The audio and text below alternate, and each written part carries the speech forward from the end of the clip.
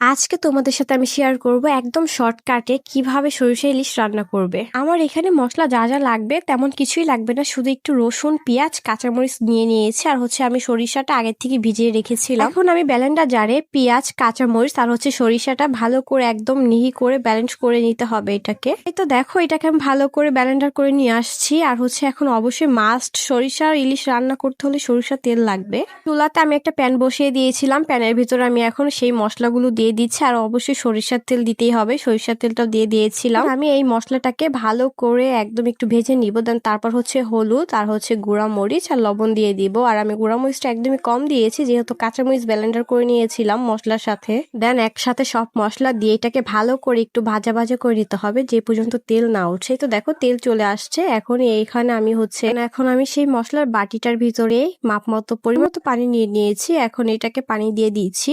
পানি দিয়ে এটাকে প্রায় 5 মিনিটের মতো মাছগুলো দিয়ে ঢেকে রেখেছিলাম। 5 মিনিট পরও আমি এটাকে ভালো করে দেখে নিয়েছি, দেখি প্রায় হয়ে গিয়েছে। দেন আর একটু দিয়েছি একদম ভাজা ভাজা হতে। এই তো দেখো প্রায় তেল উঠে গিয়েছে।